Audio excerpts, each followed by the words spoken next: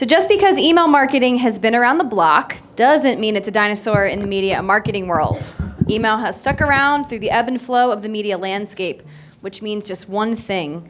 It's the most reliable marketing tool available to you. Learn how to teach an old dog new tricks with these tips for the most effective ways to utilize this classic platform. So we're going to introduce our speakers. We've got Chris up first. With a wealth of experience in marketing and e-com, Chris worked with leading outdoor companies including Whistler Blackcomb, Evo, and Zoomies, as well as top-tier agencies like HammerQuest Studios, We Are Unicorns, and Verde Brand Communications, nurturing their growth and success. His experience spans from influential brands to innovative retailers and e-commerce, giving him a 360-degree view of the industry. Chris talks about the world of email marketing, illuminating how to grow and harness this crucial marketing channel for maximum impact. Then we have Janelle. You guys got to hear from Janelle the other morning. Janelle serves as the Strategic Communications Team Lead for Recreation.gov platform. Working with communications, marketing, and editorial experts, Janelle coordinates content production for Revenue.gov website and social channels, manages marketing efforts, and supports strategic communication efforts for the program. During her 30-year career with the federal government, Janelle has worked in a variety of public affairs, media, and web coordination capacities and locations. Janelle's love of the outdoor pairs nicely with her demands of the job, which is essentially helping people plan trips to outdoor recreation destinations throughout our country. And we're actually going to kick off with Sarah first. So Sarah McCartney is the founder of RunWildMyChild.com, an online resource, community, and podcast all about reconnecting families through outdoor activities and adventures. RWMC offers busy parents helpful content about outdoor activities, nature crafts, kid-friendly travel, gear recommendations, parenting advice, and more. The RWMC team is made up of 30 plus, wow, that's amazing, writers and photographers, moms, from across the globe, all committed to helping parents raise healthy, happy, confident kids that love and respect nature. RWMC hosts online challenges, events, workshops, and an annual nationwide treasure hunt, all to help families get outside. Please help me welcome Sarah to start us off. Well, hi, everyone. Thank you for being here for email marketing with all of the fun stuff like TikTok and text messaging and drones and AI. Email is probably the least sexy topic on the entire agenda, so I commend you for being here. You're here because it works. We are still talking about email because it still works better than anything else. So we're going to give you a little rundown today. I'm going to start with kind of a wide overview of why email is so effective, how to get people to sign up to your list, what you should be sending them, and how to make money off your list. Because if you're not making money, this is a very time-consuming hobby. You probably started out doing this because you were passionate about it, but wouldn't it be great if you were making money too? So we're going to start with, let's see. Yes, this is what we're going to cover today. So part of what I do at Run Wild is make money through a variety of ways. Like many of you in here, I am a content creator, I'm a podcaster, I work with brands to get their products in front of my audience, I create my own products and sell them to my audience. So I would like to know just a little bit about who I'm talking to. Could you raise your hand if you are a content creator? Okay, a blogger. Do you have a blog or a website? Okay, a podcast. Who sells your own products? Who sells someone else's products? Awesome. Well, whatever way you're making money, you can make more money with email marketing, however it is that you're doing it. So here are some stats on email that pretty much speak for themselves. So 40% more effective than any other marketing or social media. 4.4 billion people, that is more than half the world's population, have an email address, and it's growing. Compare that to what you're seeing on social. I mean, that's still a lot of people, but even more people have email. 99% of users check their email every single day, sometimes up to 20 times a day. Are your customers checking their social media 20 times a day? 50% of buyer or email users buy from marketing emails about once a month. Think about the last time you bought something from an email. Probably wasn't that long ago. And lifetime average value of an email subscriber is estimated around $20. This is dependent on industry and niche, but I've heard anywhere up to like $75. So why should you be using email marketing? Well, these people are targeted. Yes, they have signed up to be on your list. These are hot leads. It's also a much higher ROI than any other type of marketing. I'm not saying that you have to be investing in email marketing. You can do this with just your time and not spending a lot of money, but it also has a much higher dollar than anything else compared to, let me see. I thought I put this in here. Nope.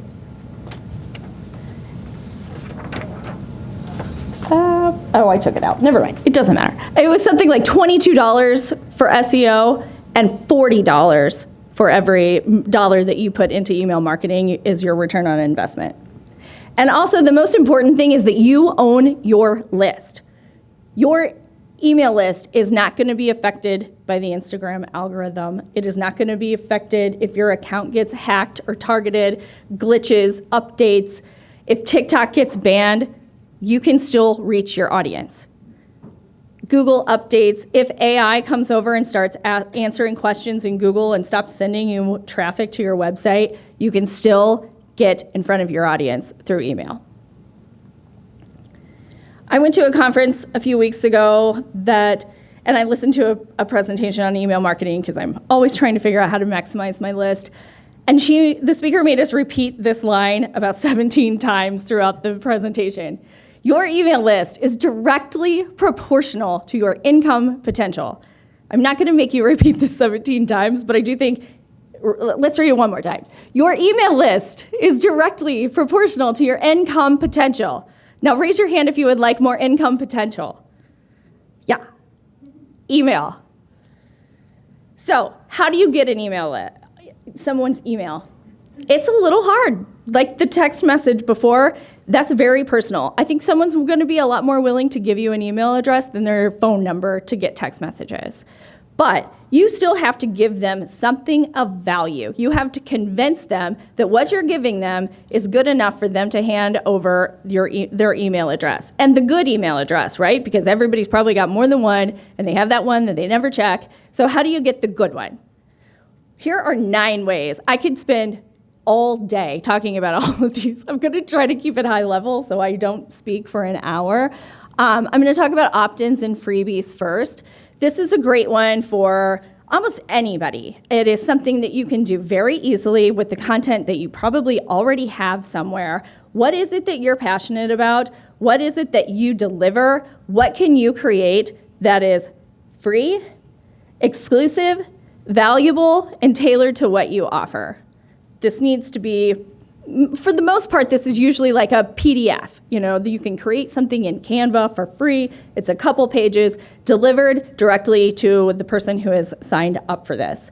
It's free in that they're giving you their email in exchange for whatever it is you're offering. So it's not free either way. You've already seen how valuable an email address can be to you, so you're getting a lot of value out of this. It's exclusive, meaning that they can't get this anywhere else. They can't just Google it and grab it for free somewhere else. It doesn't necessarily have to be exclusive content. This could be content that's already out there on your website. You know, maybe you grab 10 camping recipes from across your website and put them into a nice little package. It's just something that's different, that's easy, it's valuable, it helps them solve a problem, it answers a question, it gets them a quick win. It's something that is valuable to you, or to them, and it needs to be tailored to what you offer. And what does that mean? So I could put together a pretty great freebie for email marketing, and I could probably get quite a few people to sign up. But then when you get on my list and I start sending you content about getting kids outside, that is going to confuse the hell out of you. Those leads are not relevant to me. So I need to create my opt-in, my freebie, tailored around to the services or the content that I put out there. So here are some examples of opt-ins. I just threw this together. I totally made this up, so I don't know.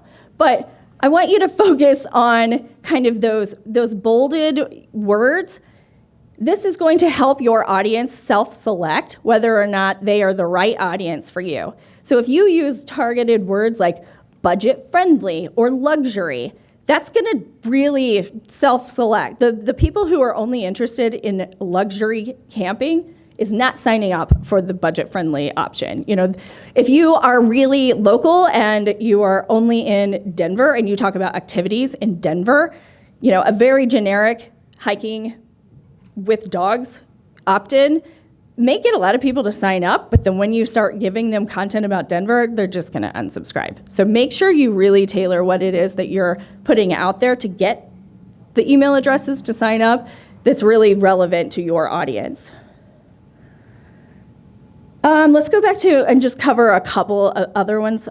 Quizzes are probably one of my favorite ways to collect. I mean, who doesn't love a quiz? I will take any quiz that tells me like what Friends character that I most like, or which national park I should go to based on my personality. You can make these as fun, as quirky, as serious as your brand is. You can make them, I mean, they can be really fun and silly. They could be serious, but this will give you a really great information about your audience. Based on how they answer questions, you're now gonna know what their interests are, what their expertise level is, what activities they're interested in, where they're located. You can tailor all of your quiz answers to really tailor your content to those specific people. We have a quiz on our website called "What Kind of Outdoor Mom Are You?" And then based on how they answer, I know to send that mom this type of content. And it's all segmented in my email service provider. You could do contests and giveaways. We're going to talk about that. You could offer free shipping and discount codes. That's a super easy one. I mean, how many emails do you have right now that you have signed up for because you had a discount code or free shipping? I mean, that's easy. You could host a free challenge. We do a challenge a couple times a year. It's called the Intentional 10, where we challenge moms to spend 10 minutes a day for 10 days, every day with their kids, one-on-one, no screens, outside, and every day is a topic. And then each morning, we send you a customized email that gives you a bunch of suggestions for things you could do that day. It's free. You create it once. You can run it as many times as you want. We get hundreds of people signing up for this every single time we do it. Cross-promotion and list swap, I'm going to get to that later. That's going to be kind of somewhere else. But event registration, like she mentioned, we run a treasure hunt. If we want to target people in specific cities, we have 20 cities across the U.S. where we host a treasure hunt. We hide a literal treasure box in a park. And then the only way you can get information on the clue as to where that treasure box is to sign up through our email. You could do that with a group hike. You could host a happy hour. You could anything like some kind of live presentation or a workshop could be kind of the same thing. Once you have your opt-in or whatever it is that you're going to use to entice people to give you their email address, you need to share it everywhere your audience is. It does nobody any good if it's embedded on a page on your website and you never share it. I mean, you may get a few people to sign up, but you need to get this anywhere and everywhere your audience is. So share it in your bio, send it to people through DMs, mention it every time you're on a podcast. Get it out there, start collecting emails. And then you need to start sending the emails. Once they sign up, your opt-in needs to be delivered immediately, right away, ASAP. Whatever it is that they signed up for, you can automate that all in your email service provider, get it to them right away, and then that will trigger a welcome sequence. They talked a little bit about this in the SMS as well. This can be anywhere between 1 and 5. I mean, I've seen people do like 10 emails, all spaced out, kind of welcoming them to what it is that you do, what you provide, what your services are, who you are, what kind of value you'll be giving them, when to expect your emails, just kind of setting the stage. This could be dripped out over the course of a few days, over a few weeks. Totally up to you as to how intense you want this welcome sequence to be. And then you need to start getting them onto your weekly or bi-weekly or whatever newsletter. And I'm going to use the term newsletter, but that is super outdated. So don't think that I'm saying newsletter, you need to be sending a newsletter. whatever it is that you're sending them, it needs to really stay true to you, to who you are, to who your brand is. So if you are a writer, your emails may be mostly text. It may be a story. I subscribe to Alistair Humphreys. He's a National Geographic Explorer of the Year, and he's a storyteller. He's a writer, and his emails come once every other week, and they are long, and they are beautifully written stories, and I really like that. But I also like the local mommy blogger that I follow that just sends me links to cool products that she finds too. So like whatever it is that you do well, that you like doing, that's true to your brand, do that. If you like making videos, send a video. Send an exclusive video that you don't post anywhere else to your email list. This doesn't have to be a newsletter. I think the term is just overused and makes people just, who wants a newsletter? It's this exclusive content that they can't get anywhere else. Tailor it to whatever it is that you do and you like doing. And then make sure it delivers value. I mean, you do not have to solve world hunger in these emails. I mean, you can just send links to Amazon stuff, to products that you like that help you get through the day, that help you go on a hike, that help you get outside. Whatever it is that you're doing, as long as it's delivering value, you're good. Like they said earlier, about 80% of your email should be just straight value, and then 20% should be selling. So deliver, sell. And then be consistent. And I don't mean you have to be consistent in the types of emails that you send out, but be consistent in when and how many times you're sending out emails. They also said earlier, I think it's 49%, 50% of people say that they want to hear from their favorite brands weekly, once a week. Okay, I'll keep going. Here are some of the types of emails that you could send out. This is a lot. This is just to give you an idea of there is a lot more that you could be sending out that is not a newsletter. Now that you have people on your list and you're sending them stuff, how do you monetize your list? Well, however it is that you are currently making money, that is how you can continue to make money. Are you selling products? Sell in your email. Are you promoting someone else's products? Do that in your email. Do you want to promote your new blog content? Do that in an email. You can do anything that you are currently doing just as well in an email. You can also sell ad features in your newsletter for brands. You could do ad placement directly. There are some email service providers that will put, almost like a Mediavine for email. They will put ads in emails for you, and then you can make money based on that. You could sell ads to brands. You could do direct sales of your own products. You could even have a paid newsletter if your newsletter is doing really well. This is like a Substack. Okay, that was a lot. So I'm going to just cut it off there. If you have any questions, I could talk about this forever. So please come find me.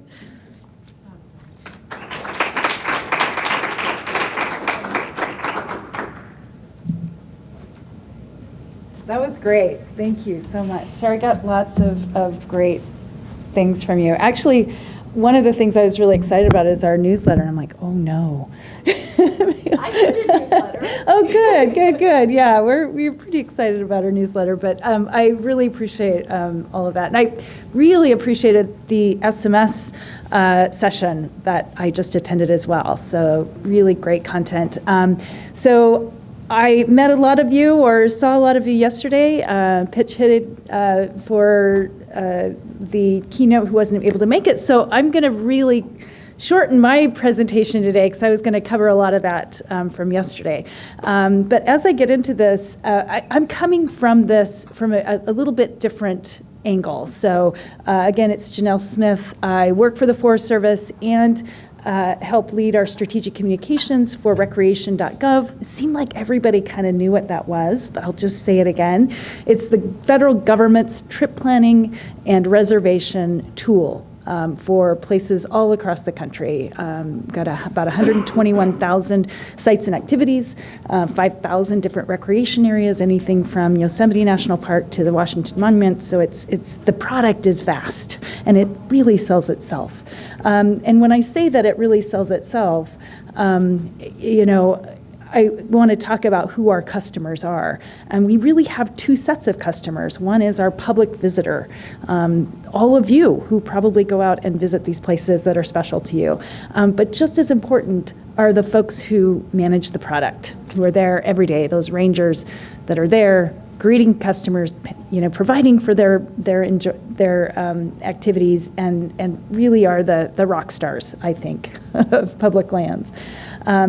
And these are all the different agencies that participate.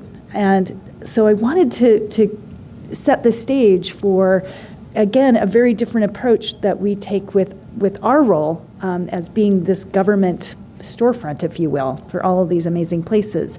And our voice is very different. And it's one of the things that we want to deliver on every single day, and I said this yesterday, was to continually improve the product, being recreation.gov, based on what we learn and hear. We learn and hear from listening, and listening with intention. And I'm really proud of the work we do with listening to truly understand what it is that people need, but also what our facilities need. What are the challenges that they have? How can we provide a service that really helps them provide for visitors' enjoyment of their locations? So that's why I put all these stats together. I'm just going to run through these since I went through these yesterday. If anybody wanted to go dive a little bit deeper, we can do that after the fact. But these are all those stats that I presented yesterday. Again, the customer experience is really at the core of everything that we do. And when we're talking about marketing, I know, but our voice is different. We don't have to sell anything. We just want to help people arrive ready and have the best experience that they can, and we want the managers to have tools to help them do that too, to provide for that. So we have a different voice, and we come at this not from a marketing, but from a travel advocate. So that's the voice that we take. How can we add value? And I like what Sarah said about adding value. Every way that we communicate, we want to add value to help them have the best time possible. So I thought a way to do this is just give you an example. So we learned from our visitors, and maybe many of you who find it 5 times harder to get a campsite reservation. And they've been asking to put on wait lists. They want to know more about how they can get to places that they love that are booked up months in advance. So what we did is create a service, and this is free. There are some of those services out there that you pay for and you subscribe to, but we have now a campsite availability alert, and we deliver this through email. And so when somebody signs up for that alert at a place that's already booked up, they will receive an email letting them know that that campsite is available, and they could go ahead and book it. Now, they're still competing for others who have the same alerts up for the same dates, for the same thing that they have, but that email will be sent to them automatically through our system. And what we have found, what we're learning from our visitors, is that they really love it. This is just a little bit of what that looks like when they can go in and do that. So this one on the left, this is an email message, a marketing, if you will, message that we sent out. It's very visual, letting them know that they now have access to go in and set these alerts for themselves. And I want to talk a little bit about these operational alerts. So this alert that they receive is going to come to them in the form of an email, not text message. We're going to get there. But right now it's in an email. And I call that operational. So we have tons of operational messages that are sent through the system all the time. What's really important is our voice comes through in those. So our strategic comms group touches every single operational message that is sent, in addition to all of the travel advocate outreach messages that go through the system. So we want to make sure that the voice comes through. The voice is one of authority, one of being informative, also conversational and approachable. So it's a tricky balance, because we want to be able to share the information, but it's, as a government, it also needs to be information that they need to know and that they really value and understand as something that will help them have a better experience. And really the feedback that we get, again, doing the whole loop. How are people reacting to it? And these are just some of the comments from our folks and the 4 and 5 star ratings that we received as a result of sending this out. So I just want to now I thought maybe providing that example gives you a sense for how we approach email marketing. And I want to give you just some of the stats that we find just in general with the email interactions that we have with our visitors. So right now, our email list is set at 3.3 million people. So it isn't pretty large, but think about if you set up an account in rec.gov, and we have 23 million active user accounts, you can opt in at that point when you set up your account to receive emails from us. So we have that many people opting in addition to having an opportunity when you're on the site to opt in to receive our messages. And what I hope is because of the voice, because of the perspective that people are really interested, is that they really are motivated then to open those emails. And I think it does play out because we have a 38.9% open rate on our emails and about a 46% click-through rate. And then for targeted emails, I know we talked a lot about segmentation, and this would be, this campsite availability alert is a really good example of segmentation. We've gone to those, we went to our reservation lists, and for folks who were not able to get those reservations and past reservation holders, we sent targeted email lists to them, and we get a 53% open rate and click-through rate for those types of emails. And so we have found that I think the voice that we carry, the product that we sell, if you want to call it selling, puts us in a position where we're able to really add value, we hope, to our visitors. And the value that we hope that plays out then, and that we want to see play out, is that they arrive ready and they have the best experience. They know what they need to do to arrive, have all those supplies that they need, and all the passes, everything needed to really have the best experience. So that's just the approach that we take. I know it's a little different than companies coming at you, but hopefully that gives you a different perspective and any tips that might be helpful for you. So with that, I'll pass it over to my next colleague.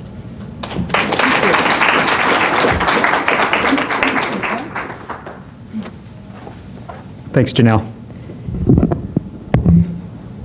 All right. My name's Chris. I'm the Director of Marketing for Backpackers Pantry and Astronaut Foods. We make freeze-dried ice cream on that other brand. Today I'm just going to talk about how we can grow our email marketing list and lower our costs by doing so. So lots of challenges with email marketing, as Emily covered. There's a ton to think about: deliverability, open rates, segments, frequency, so on and so forth. But the other thing y'all have to think about is growing the list, because the list is like ice cream. It starts melting the day you get that email address. So you always have to be feeding the beast and getting more and more email addresses. So where do we find new customers?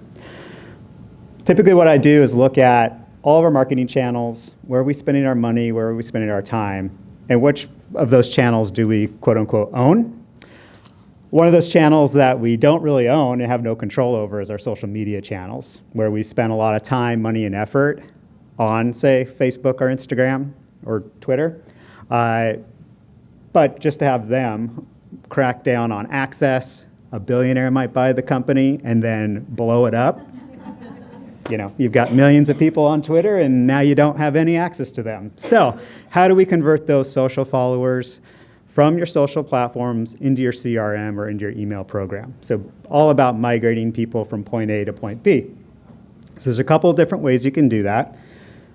First one is lead gen ads, and those are ads that you can create a form on Meta, for example. It keeps them on platform, which Meta loves. If you're giving them money, they really like that. It's a little bit cheaper than other type of ads, but you are keeping them on the platform. Anytime you move somebody away from, say, Meta to your CRM, to your website, that's going to cost you a little bit more money. So look at those lead gen ads. It's just a form. It keeps them on platform. Other way to do is look at contests. So giving away your own products to your customers And having an Enter to Win form on your website is super important. And this can be for brands, it can be for media outlets, kind of everybody. And the one I'm going to dive into is joint contest. So the power of partnerships. Typically, we'll go out and find a company that has a complementary product to ours. We do freeze-dried meals. So we'll go out to a backpacking company, a stove company, and figure out, we've got very similar audiences, same with media. It's a very natural extension of the audience. So people are already familiar, we already have pre-qualified them.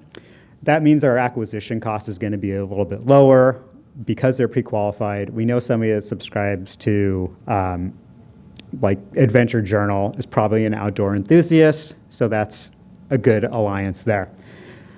By doing so, we can also increase our engagement organically. If both your brands are talking about it, it's probably going to drive a little bit more engagement between the platforms and the customers and the users on that platform, which will increase your organic reach. And it's an easy way to amplify our reach pretty quickly. We've all worked so hard captivating this audience, so let's give them something to read, something to do, something fun that isn't just buy my product or subscribe. So this is Heidi. She doesn't really care much about email marketing, but she does know how to activate a channel by listening to me on calls over the past couple years.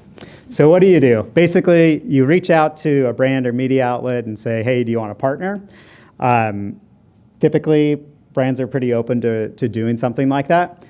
And then we look at which channels to activate. A lot of companies will just do engagement contests, which are great and all, but at the end of the day, what are you really getting out of those engagement contests? You're probably getting a little bit more followers. If that's the case, what are you doing with those followers? So how do we get them from those sites to your website? So we look at activating our social channels, organically and paid. So typically we'll post something and then we'll boost it, or we'll create an ad around that contest and target our fans.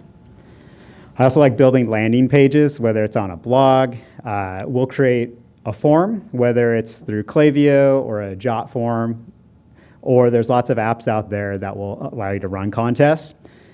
And it's really important to build a landing page on each one of your domains, mostly because Meta and the platforms will only let you link to your own domain. So that's really important to get them back to your site, and then your automations will start to trigger as well.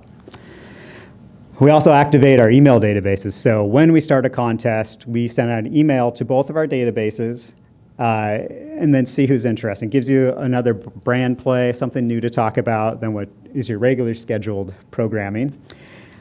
And then you can also learn a lot from those clicks. So if most of my customers are backpackers for the most part. But if we do a contest with, say, like a ski brand, and those people click, all of a sudden I know that cohort of people is interested in skiing. So perhaps I can retarget them in the wintertime when our sales are a little bit lower and do some ski content around that.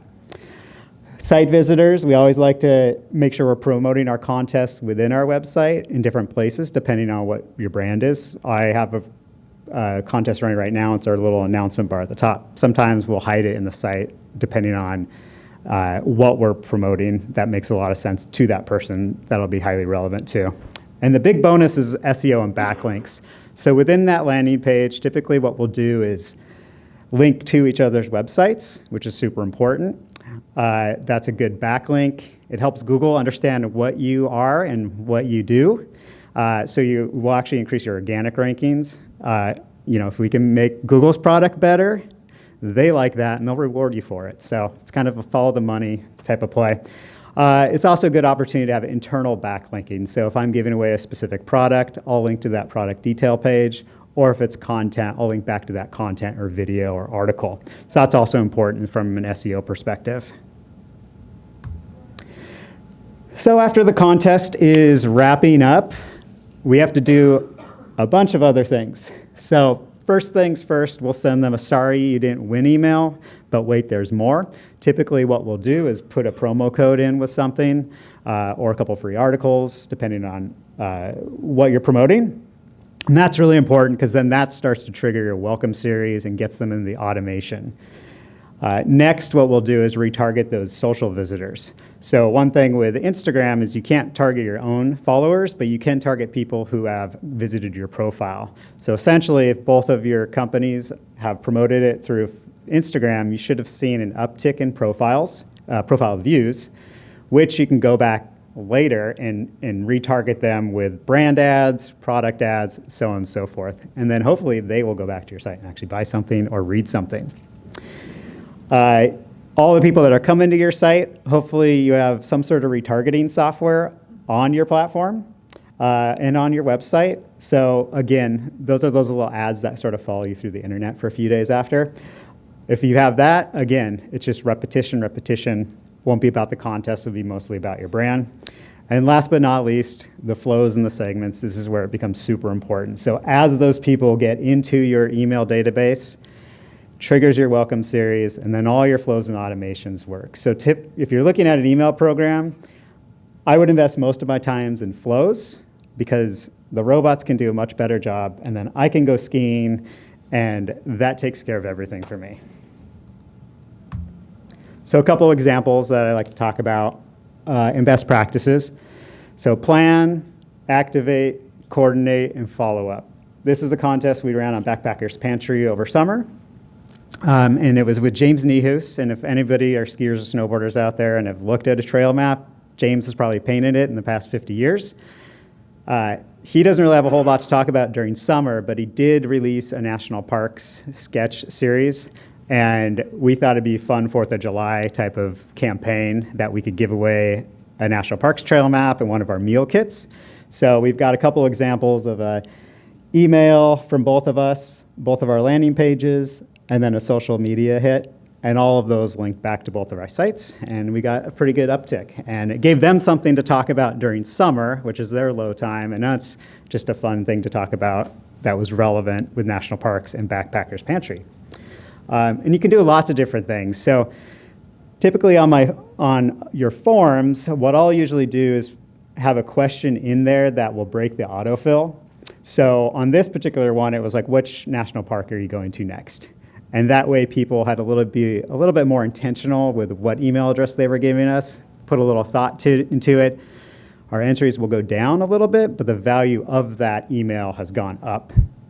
So that's always really fun to play with. One of my favorite contests that I've ever done was back when I was at Evo. We partnered with Line Skis and Nimbus Independent, which was a couple pro skiers basically will put out a couple edits on YouTube. So we had them hide Evo stickers in each one of their edits. And then that summer, we built a landing page on evo.com of all 3 videos. And people had to go on there, watch every video, find the timestamp when they saw the Evo sticker. And that contest drove about, I think, 1,500 email addresses, but the average time on page was about an hour. And the virality of that was kind of cool because these edits were just exclusive to Evo, and they ended up on all these forums, and there's a little bit of a PR play in there as well. So it ended up on all the ski forums, that was really, really cool. So the value of those 1,500 email addresses were really, really high, and most of them ended up buying like Line Skis also. So that was super fun. So have some fun with it, and I think that's something to think about.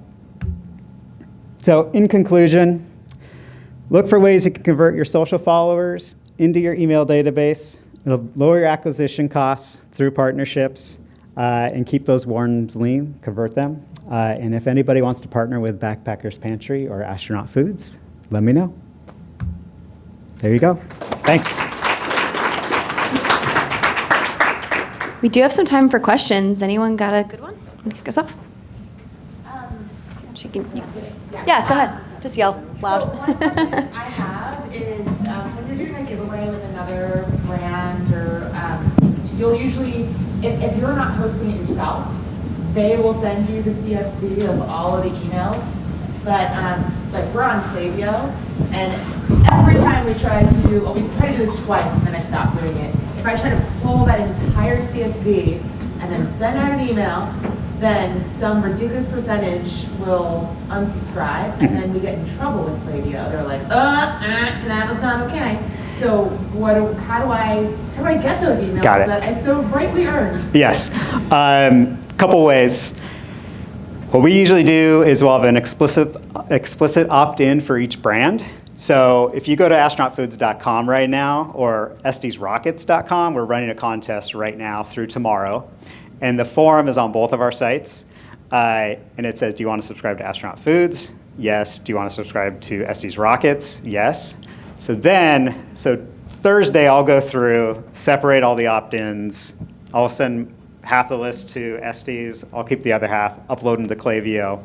And they're also getting a triggered email that basically says thank you for entering right when they enter. So that gets triggered right away. So then Klaviyo, and that gets fed into Klaviyo because you can link it all up. So then that email address is pretty warm already. So when you do upload them, you're probably going to get a higher unsubscribe rate. And Klaviyo's database is so massive now because they look at every email across like every single brand. So they're pretty good at like pulling those out already. So you are going to see a higher opt-out rate, but you should get at least like 60 to 70% if you have those auto triggers in and this explicit of opt-ins. Right, I mean, so the explicit opt-in is the important piece because Klaviyo has literally said you are now under warning if, we're going to stop you from being able to send emails for 2 weeks. Yeah. Mm-hmm. Okay. And if that ever happens, I'll usually email Klaviyo and say, here's the deal. And then they'll usually unred flag you. Thank you. Yeah. That confirmation email you said, is that coming from the brand's email address? Yeah. Mm-hmm. Typically, I'll use JotForms and then link it up to Klaviyo and have a you've entered thanks get triggered as a flow. Any other questions? Back-end email marketing platforms. Best for size of business. I know it changes when your email list grows dramatically. Your costs, things like that. Yeah. My favorite's Klaviyo. I think most medium-sized brands are on Shopify. Klaviyo integrates directly with Shopify, so that's why most brands are using Klaviyo these days. Do you have any other? We use ActiveCampaign, but I think we're transitioning to another tool. It's not really meeting our needs, so I'm not sure what we're going to land with. But yeah, right now it's ActiveCampaign. Yeah, if you already have a CRM, most of those have some kind of email service provider integrated into it. So, and then in addition, there's like a MailerLite or ConvertKit, and I mean, there's a lot of options. And a lot of it depends on cost, how many subscribers you have. Some are kind of a flat fee for what you want, no matter how many subscribers. Some are subscriber-based. There's a lot of options out there.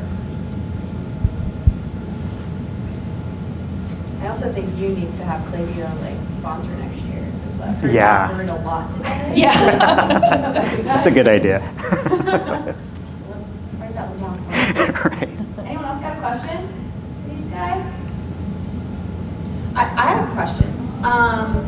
We've talked a lot about, things that are good, right, to do in this space, or tips or things that are working well. Is there anything you guys would be willing to share about what not to do? What has changed so drastically in this space that is now not a best practice that maybe is something, brands or, content providers, service providers were doing that they should stop doing now? Anything come to mind? I'd say buying email lists is the worst thing you can do, and it's against all the terms and conditions for the email service providers. So if somebody comes to you to buy a list, run the other way. Yes, guard your list. And I mean, too many emails are going to be, and too few emails are going to, you got to kind of find that sweet spot. People don't want you bombarding. I don't want an email every single day from brands, no matter what the discount is. It's not worth it to me. And that'll be an immediate unsubscribe. So just finding a sweet spot, and sometimes that just means A/B testing, getting as personalized as you can in the content that you deliver, as well as the subject line, to get that open, and the segments down so you know the type of person that you're reaching out and what their interests are and what their skill level is or whatever it is, that you can be very specific, so it feels like you're really talking to that person. Yeah, and segmentation, you used to be able to just send an email to your whole list. That's probably not a good idea anymore. Like our hunt fish customer could not be more different than our backpacking audience. So we try to have really active. Our biggest list that we really keep healthy is our 90-day active list. And then from there, we'll segment even deeper into that just to make sure they're trying to get super relevant content to them. And what about in the unsubscribe, there's different categories, like I'm just hearing from you too much, or are any of you guys using tactics like that to understand more about the folks who maybe don't want to hear from you or quite as frequently? Is there any secret sauce in that? I'm happy to have people unsubscribe from my list. If you don't want to be on my list, I don't want to pay for you to be on my list. I am very, very intentional about who I want on the list. And if my emails are not delivering value to you and you're not getting, then I would much rather you unsubscribe. And I try to make that very upfront and very easy for people. You are paying for these customers to be on your list, so I really want the people who are on that list to want to be on it and to want to open it. So, the more specific you can be, the easier you can make it for people to unsubscribe. I think that's better. We'll actually reach out to folks, and we're able to, as a government organization, we can't just do surveys, but we can host focus groups for 10 or fewer people. And so we will reach out and actually pull people in and just talk to them and have them express their frustration. If they're frustrated with something, help us understand, walk us through it. So that's been really valuable for us to have those little micro audiences give us feedback. For specifically like abandoned cart issues for which customers have already encrypted their email address, do you have any best practices or tips in terms of retargeting or getting them back, specifically like time frequency, like later in the day or like 7 days later, or any other sort of thing where it's not more of a burden, or rather, let's give it a second chance? We'll send our abandoned cart a couple hours after it's been abandoned, and then like 24 hours, and then usually 7 days after that. Then sometimes we'll do an A/B test with an offer versus not an offer. But I try to not use any offers for the first few days because a lot of people, I do it. I'll put stuff in my cart and just leave and see if I get a discount like in a couple hours. So that's a tactic that I'm cheap too. So, but typically it's like hours, day, 7 days. That works pretty well. Especially probably in the food space where it's like, Yeah. you're not planning 6 months ahead of time your food. Right. planning. Exactly. Anybody else? Let's get some lunch then. Yeah. So we're done with sessions for today. We're going to go ahead and head back over to this room right here. Some grub. Thanks, guys. Can you thank our speakers?